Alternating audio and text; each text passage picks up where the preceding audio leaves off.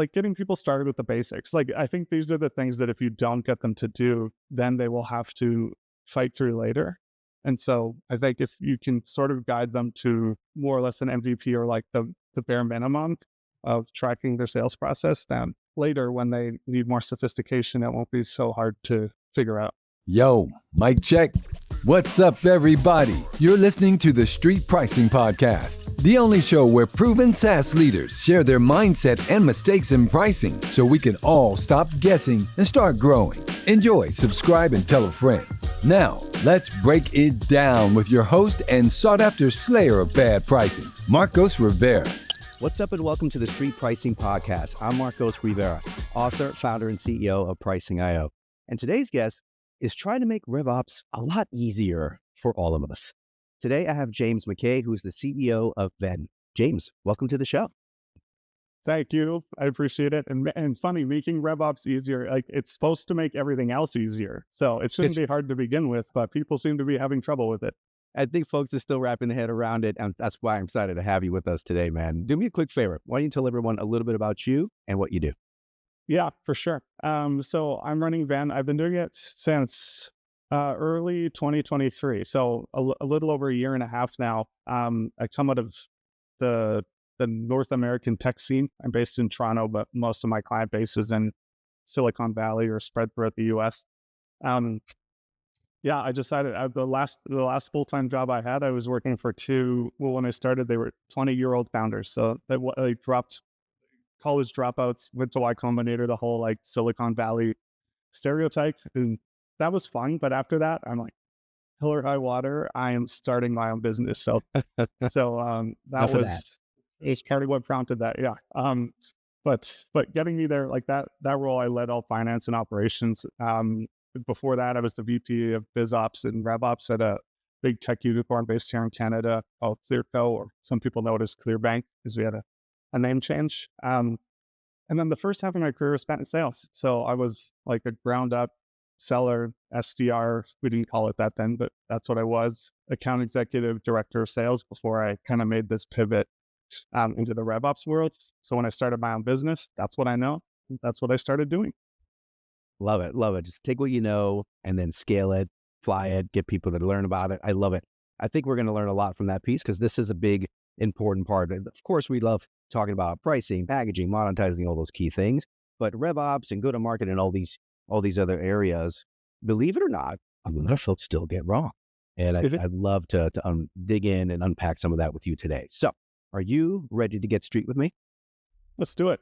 Let's do it. All right. So quick roadmap for the audience here. If you haven't listened to the show before, this show is based on the book Street Pricing.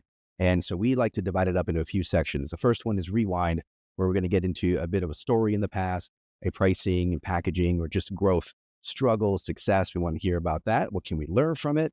Then we bring it back to present day with play. So let's understand a little bit of what's working nowadays and unpack that. And then we want to look forward and fast forward to the future. So let's see where are things going, how are trends changing the way we do things. All right. So that's the layout. I'd love to start digging into a story. So let's go rewind. Let's understand from your point of view, James, a pricing story, struggle or success.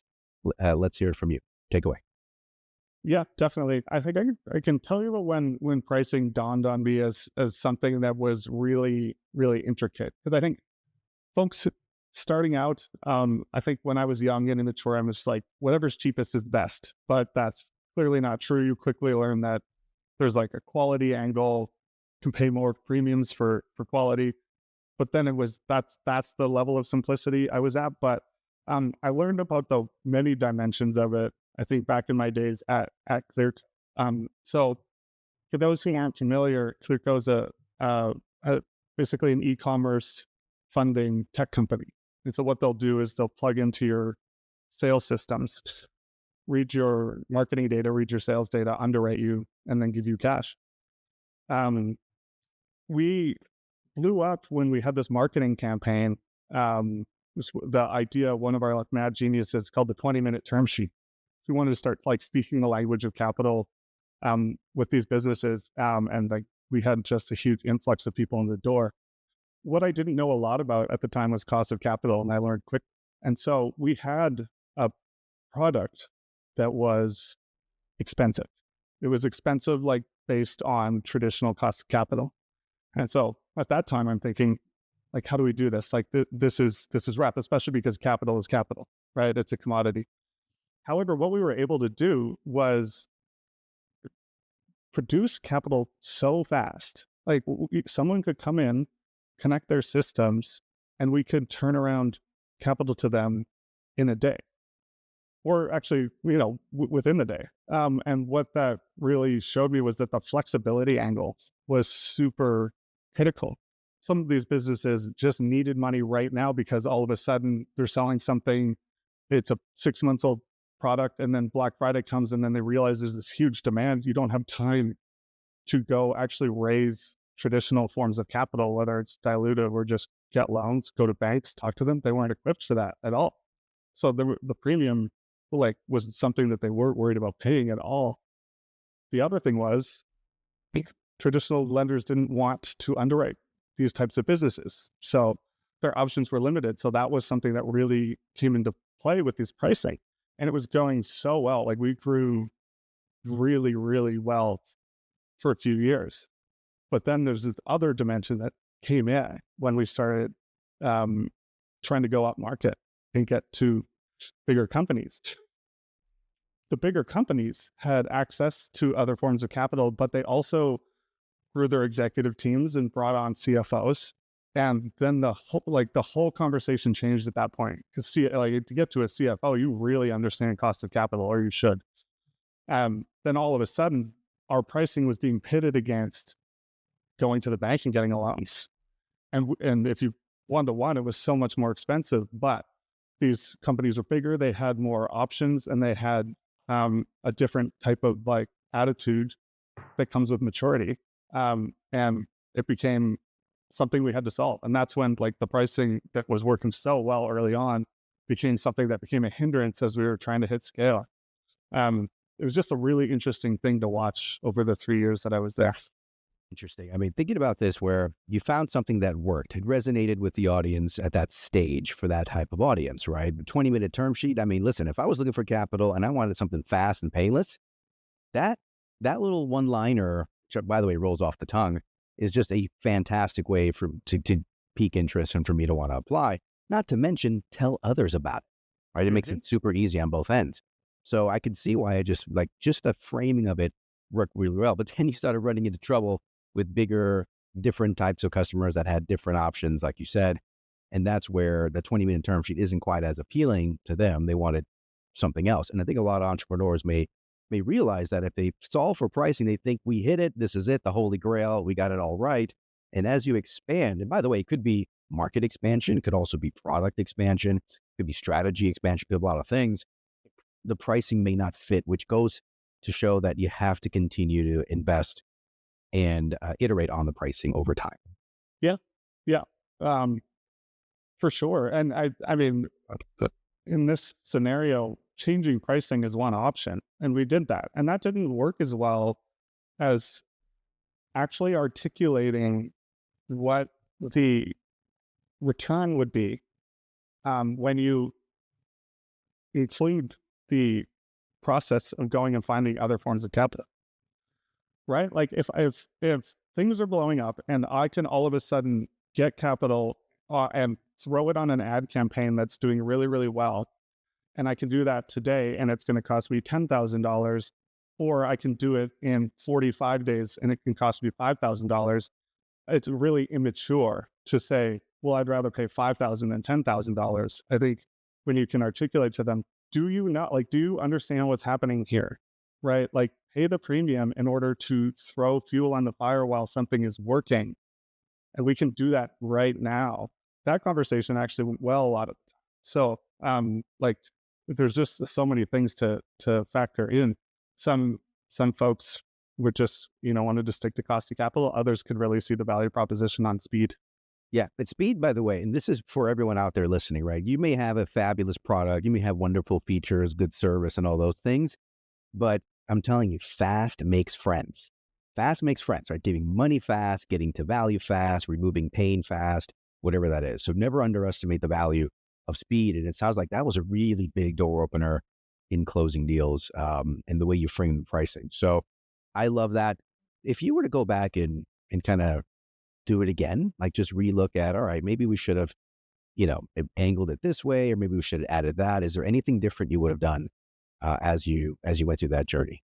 Yeah, for sure. I mean, we had to find this out about the value proposition and the positioning and the types of objections and the types of people who were objecting the hard way, right? So if I had to do it again, I wouldn't have to do it the hard way. I would know what that conversation was. The second thing that made that that presented a lot of challenges was we at that company were category definers. Like we invented merchant cash advances and revenue-based financing. And so in order to actually run that business, we had to raise capital ourselves. So we had these massive funds of capital that we were paying for, and then we were selling. Like, it's just basic business motion. I pay less for it here and more for it there. However, over time, once we started establishing this category, those funds are expensive because we got terms that were the terms that you would give to a company that was in a category that was undefined. And then competitors actually were like, hey, look, Clearco's killing it with this model. They got better terms, but you're stuck into a fund for a long period of time. So that's one of those things that I don't know, it just wouldn't be a problem now. It was only going to be a problem for the company that came in and figured that out. They worked that out after I left, and they're doing great now. There was a while there where that one was a bit of a tough one. Yeah, absolutely. And going back to what I was saying about, TAM or strategy or your products changing, competitors and the dynamics around the market, the macro conditions change too.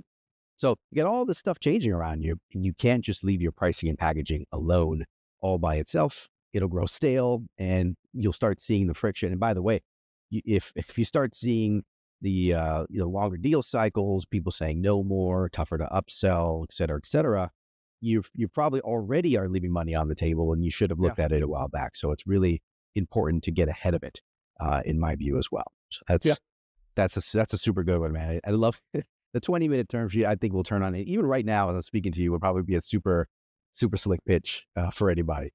Yeah, But for sure. let's move away from the rewind in the past, and let's get into the present day, man. And this is the thing that I was so excited to bring you on because of everything you see around RevOps and how companies are doing it really well and companies who are not doing so well. And I think a lot of our listeners are curious, like, what's the right way? When should we even start RevOps? Is it too early when you're a 2 million ARR startup? Should you start maybe when you're 10 million, 20 million? Does it make sense if you're in a certain type of business, like a very niche vertical versus a horizontal? So let me just start off with this: is what does RevOps actually mean? What does that mean? Yeah, it's funny that it's open for debate apparently, but I'll tell you how I define it. You take all elements of the customer cycle, and it's the operational layer of that. And what do I mean by all elements of it?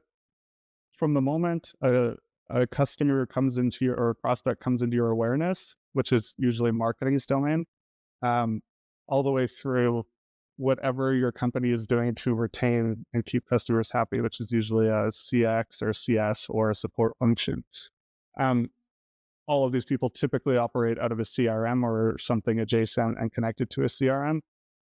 But all of the operations and data under those functions, RevOps should be responsible for.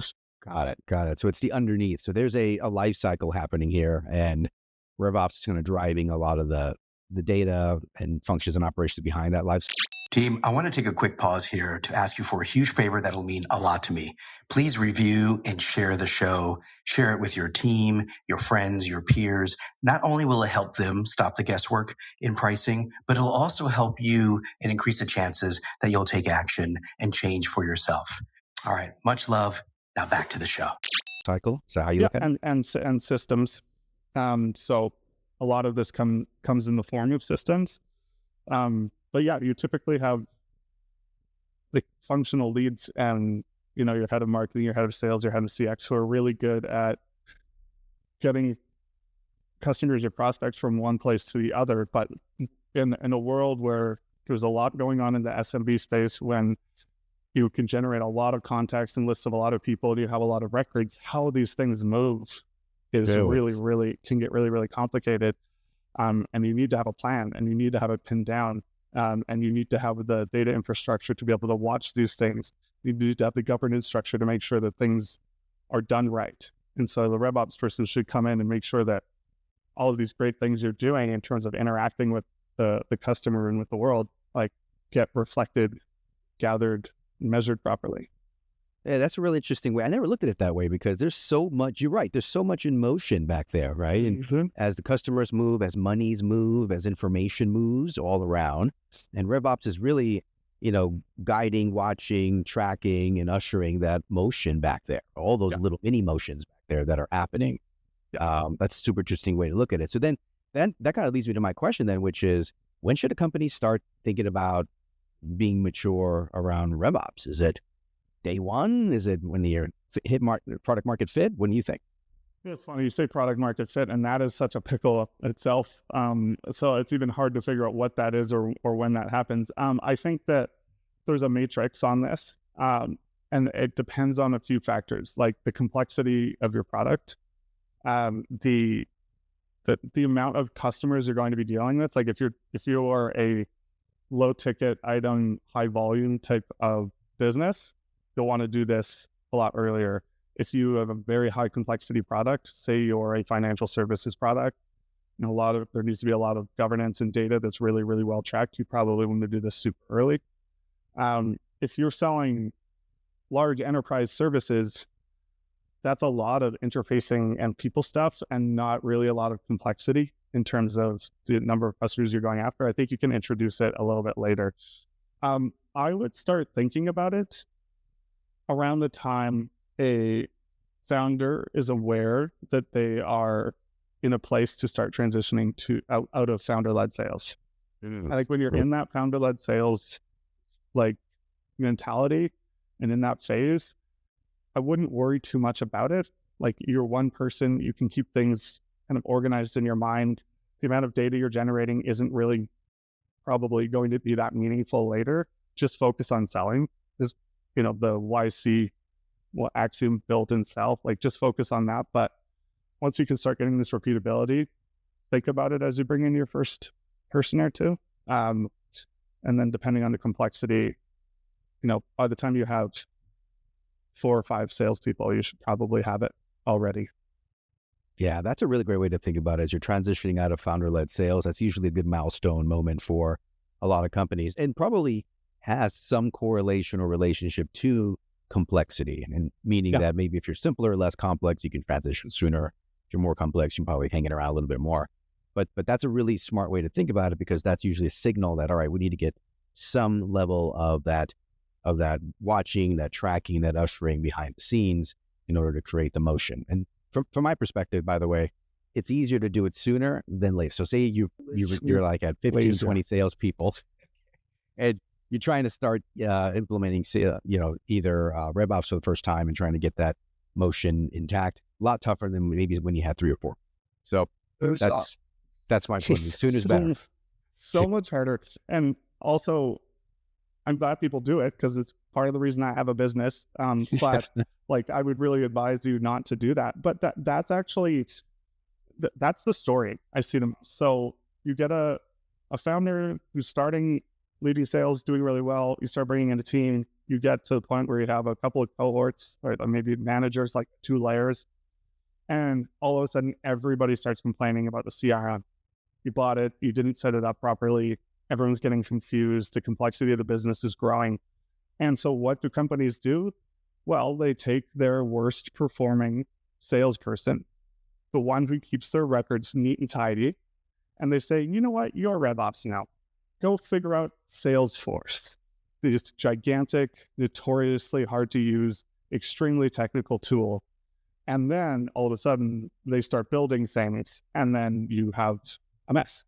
And I go clean up that mess a lot of the times, and I advise companies on how we can get to a healthy state, help them do it, and then help them figure out who it is that they need to hire. And by the way, we are doing favors to these people that we're putting in this position. Like, I think it would be easy to say these folks who send into RevOps are set up to fail. They're actually learning a lot and they're becoming a lot better. And I think this is how I learned RevOps. I did it a little later in my career. One of the best guys I ever had working for me, we gave him his first RevOps job. He'd just come off of a BDR role. These folks turn into really good people, but they are not equipped like from day one to figure out how to organize your entire revenue function.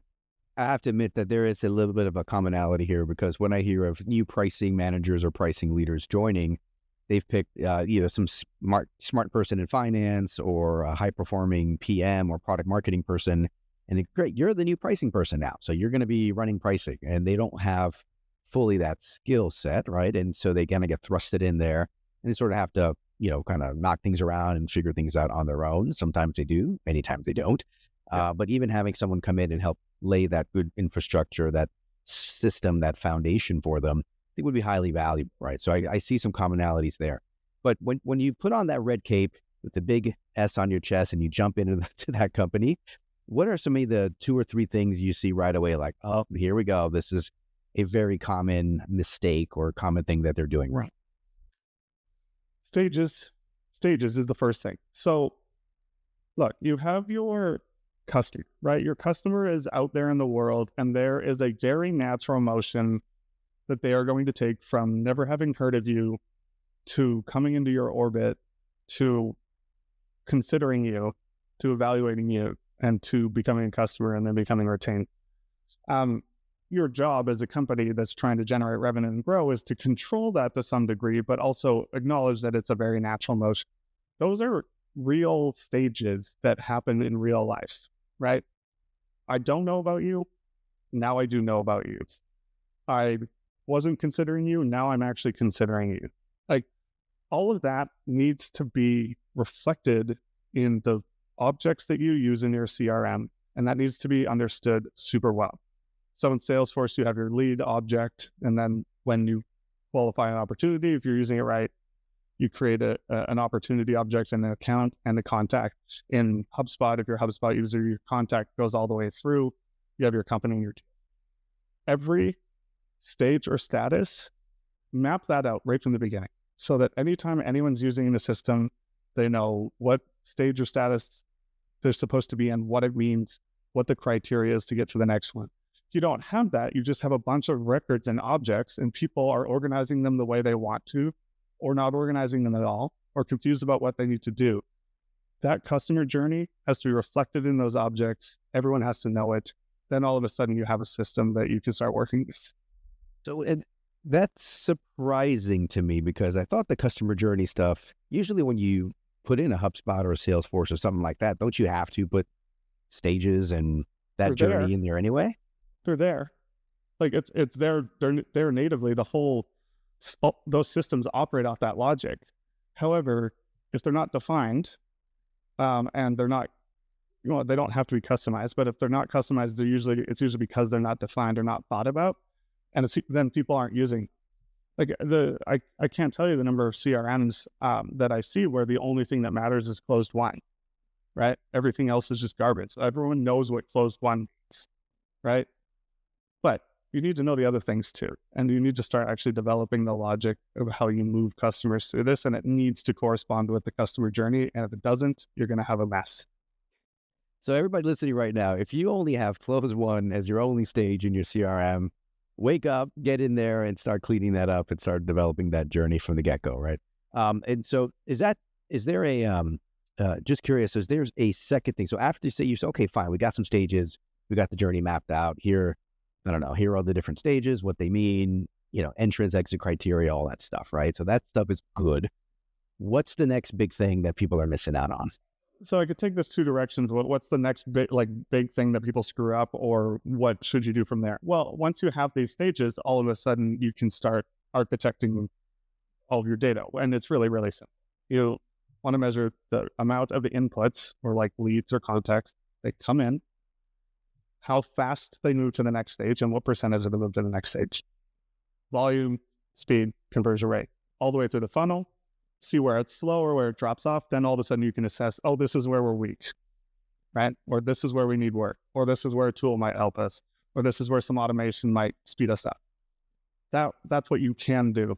I think is in a lot of cases when I come into a company, we'll do the staging exercise, but then what we'll also have to do, which does not follow any order, is there's typically a lot of automation built that is nonsensical and that was done to serve like a very, very small need that it is amongst a series of other needs that were not considered. So often I have to go undo all of that and like kind of reestablish how that flow is going to go, and help make sure that it's like as user-friendly as possible. Yeah. And once it's set up, then tweaking it, maintaining it, going forward, a lot easier. Then I think that beginning really lift, right? It sounds like they need that big push in the beginning all around to define those things. And what you just said really resonated, because if you can't see the problem, you can't fix the problem, right? So if you don't have the stages mapped out, if you don't have those rates, the volume, the conversion, et cetera, you can't see where you're struggling, and then makes it really hard to hone in and fix that problem, right? Once you get that habit moving, now you be able to identify where things are falling short and fix it. And that's what starts to create momentum and scale over time. Yeah, absolutely. Love it. And it also starts to create adoption too. Like one of the big debates my people will get into with each other is like, how hard do you lock down these systems? Like the validation rules are just a fancy way of us saying, I don't let you change stages unless you put this field in, right? Right. Okay. And this is controversial because if you put in too much of this and people can't move the CRM, they get mad. And if they get mad, they stop using it. One of the pieces of advice I give to people when they're kind of asking this question of like, how much do we lock down these systems in order to preserve data integrity, is how much value are the people who are using it getting out of the data? And if the answer is a lot, then those people want to put the data in. The incentive is there, right? So if you can actually build a system that enriches people's sort of selling experience or marketing experience or CS experience as a doer of the job, all of a sudden your data integrity becomes less of a problem. Still need it to some extent, but when people can get the benefit of it, they'll do it. So you're saying if the data really matters, it's okay to put some controls in there, validation, basically annoy them a little bit as they're running through the system, because it's worth it, right? I think is what you're saying. Totally. There are things, so there are a few situations, there are things the business sometimes really needs. So you just have to say like, I don't care if you want to do this or not, we need it. Right? So you have to do that. Then there are certain types of businesses out there that are dealing with a lot of data in the sales cycle that's really sensitive. Personally protected information, if you're dealing with people's bank card numbers and stuff, you need to be really, really careful about how you handle that sort of data. But if we're talking about just kind of basic things about, I'm going to track what type of company this is, or I'm going to track how large they are, or I'm going to track where they are in the country or the world. Well, I don't feel like it. Okay. But you will feel like it once you see the reports and you can actually get a lot of intelligence on it. You don't want to lock down all that stuff because then you'll create a terrible experience. But when you show them the value, they'll do it. Nice. Yeah, I think you're right. I think once they see what's in it for them, right? The old-fashioned adage there. So let me ask you this question then: if you were sitting with a founder of a company, say they're rocking and rolling 5-10 million or something ARR, they're growing, they're about to transition out of founder-led sales, they got their first AEs coming in and all that stuff, and that person's sitting in front of you, what are the first 2 or so questions you want to ask about their RevOps to dig in and figure out what's going on? What are 2 common things you ask? Well, first, I think probably if I ever got to that point, I didn't know if they had a CRM and what it was, but that's what I would figure out. And then I would ask how much thought and effort has been put into it. And whether or not they say lots or little, I can tell by the way they answer the question. I think what I would be driving at is early on, you still need at least a little bit of structure, right? So let's establish a little bit of structure so that you can get out of this cycle what you want, and you can measure it to some degree. So anything to get like a founder to the point where they know that some level of like defined process and some level of sales data will become really, really helpful. to them, even if it's early. Got it. So quick wins, something early to build up maybe just confidence in it and being able to pay more attention. Yeah, I mean, just focusing on like getting people started with the basics. Like, I think these are the things that if you don't get them to do, then they will have to fight through later. And so I think if you can sort of guide them to more or less an MVP or like the bare minimum of tracking their sales process, then later when they need more sophistication, it won't be so hard to figure out. I get it, man. An ounce of prevention. That makes a lot of sense to me in getting it up front, man. Listen, before we move on to fast forward, there's one thing that you posted about, which I started laughing when I read it, which was about, what do you call this thing, right? RevOps, sales ops, GTM ops, growth ops, right? And you're like, who cares? Like, when you're really into that stuff, then you're not asking the right questions, right? So there is a bit of a title or label medley going on out there, and folks calling different things. Well, it's actually this and not that, and the difference between this and that. And yeah, minutia, it's, whatever, different forms of jargon. But in your mind, right, you stay true to RevOps, and I'm curious, is there some either term or something that's emerging that's actually a better, more suitable name for what this is? Or are you still in the camp of, so what, shut up and move on? I'm mostly shut up and move on. So I'll tell you, there was a transition before where I wouldn't say that. So I think that a lot of folks who've been around the block still call it sales ops. And I think that was just inaccurate, right? Your CRM at least will run across multiple teams if you're doing it correctly. And as soon as it does that, you are not just answering to sales. All of a sudden the reporting lines become really important. Your stakeholders diversify. It's just not accurate. However, there becomes this like next level of hair splitting that I think it goes on.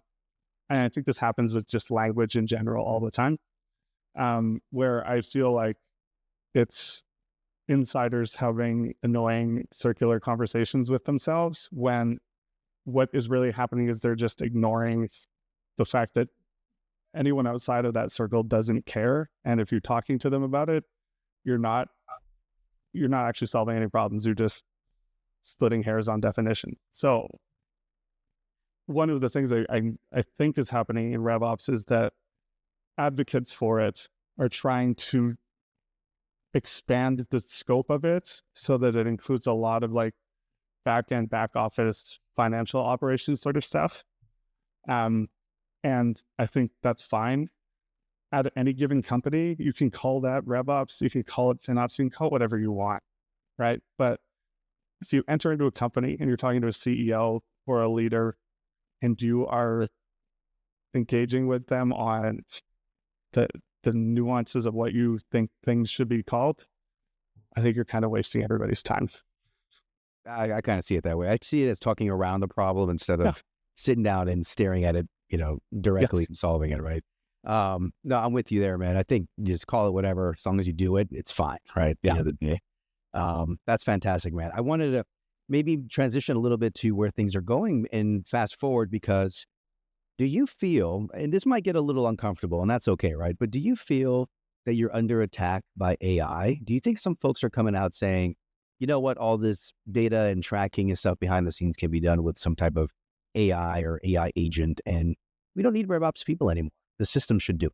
No, I absolutely do not feel under attack. I do feel that is happening. So I actually had a great conversation yesterday with someone I really trust who is the CFO of a $250 million ARR company. And he was confiding in me about how his RevOps function was going. And he kind of asked me what is it about RevOps people that like sometimes can be hard? And I say they like to dither around in tools too much. And that is true. This function can be highly, highly strategic. And I actually think that the more time you spend in tools and data infrastructure and basic workflows, the less time you're spending in the actual strategic elements of the job. If AI can come in and take some of that lower level work out of the way, then I think the more strategic people and the people who are more valuable to organizations will have more time to spend on the good stuff. And I think that a lot of people who aren't good at it will be out of a job. And I actually think that's happening in every industry. And I think it's good. I think it's good for us. The most common example, I think, is copywriting. Right out of the gate, people are like, oh, GPT can copyright for you. And the answer is no, it can't. But what it can do is make a really good copywriter better. The worst ones will either avoid using tools that make them more efficient or just try and get the tool to do their job so they don't have to do anything. And both of those things will not work. Agreed. Yep. I think there is a spectrum there where the highest skilled would use it as an enhancer and the low skilled not going to work out too well, right? Kind of exposes some things, right? Speaking of fiddling in tools, you mentioned a minute ago, is there like a stack or something besides the CRM that you think makes RevOps just a ton more effective? No, I don't. I don't. I think there's so much time and effort being put against this problem. And I actually think the reason why it's being put against this problem is because it's not it's not being approached with the actual simplicity that it should. Like, it shouldn't be that hard to figure out how to get your company to just like organize their flows from end to end. I think tools can come in and be really, really helpful depending on the type of company you are and the type of work you're doing, perhaps the type of outreach you're doing. But there's not one that I prefer over the other. I think just getting your stuff in order, get your process in order, then get your CRM to actually reflect that. Once you do that, I don't think it really matters. I love that answer, mainly because I was hoping you would say you don't even need one if it's actually done right? Which I think typically some people use tools as crutches. I've seen it in a lot of contexts as well. And, what you'll find is this weird proliferation of tools in a company. You'll have like 45 different things floating around. And now you're back to the same problem, which you don't know where data is because it's sitting in 5 different places and you can't pull it together and make it sense, or it just takes a lot more work to do it. But I do think there's a bit of over reliance or over indexing on too many tools these days. Stop, Totally. Get stick with the simple and the basics first. I think it's kind of where from a pricing perspective, I always like to start. You don't want to get too fancy with models if we could just do something simple and basic first to get going. But there's an example. I'm sorry, I'm sorry to interrupt, but I have to talk about, because I've seen it at more than 2 companies. So many companies buy big, expensive business intelligence tools because they feel that they are running into limits on what their CRM can do. And I've seen at least 3 stacks where they purchased, why is the name escaping me? I hate it so much. The big Salesforce reporting tool, Tableau, where they purchased Tableau because of the limits they feel that they're running into with Salesforce reporting. And when I ask what that limit is, I always get the same answer, which is it's because they don't have the timestamping on the fields that they would. And my response to that is that's basic infrastructure. Like, you actually just go into the back end and click on field history, and what you will save is a very expensive tool. However, that tool itself requires data engineers because it's so old and crappy and big and complex that you all of a sudden not only have created a huge line item expense on the tool, but you've started to build a whole function around something that was actually probably just clicking a few boxes in Salesforce when you started wanting these reports and figuring out how to use it. That is not a good use of time or money, and it happens a lot. That is a big one. That is a good example to lay out, because I bet you there's more than one company out there that either is doing that or has done that in the past. Good one to leave a lot of folks on here. And so just in wrapping up in retrospect to thinking through about this arc, right, with RevOps and where companies get started and applying it. And if I had to think about, we talked a lot about the mistakes here, but maybe give an example of, you don't have to name names, right? But a company who just does it super well. And it could be like a model for how to approach RevOps and how to make it work for you. Is there someone that comes to mind? I'm not sure how to answer the question without naming names. Fine. You know what? Honestly, I don't know if I have a good answer to that question. I think that the companies that have good RevOps have someone in charge of it. They have it written down. It's simple, and they have a simple system that's easy to use, and it has tools added onto it, some, but not a lot. And I think that's the profile of a company that's usually doing it well. The thing is, I don't see companies who are doing RevOps really well there. Right. But you come in It's here. just, yes, like It's they usually because it's call me because they broken, need me. That's right. That's right. No, it makes tons of sense there. But as long as you have somebody in charge of it, it's documented, it's improving, all those key things. That's kind of the model, right? To get going. Yeah. Yep. Super easy to follow. Super easy. Excellent. Well, James, thank you for coming in today and dropping some major knowledge bombs for our SaaS community, man. Did you have fun? Yeah. Yeah. I love talking about this stuff. I really appreciate it. Terrific, man. I would love to bring you back to the future. Give us some updates as you continue expanding and growing and seeing more things. We can jam about RevOps again down the road.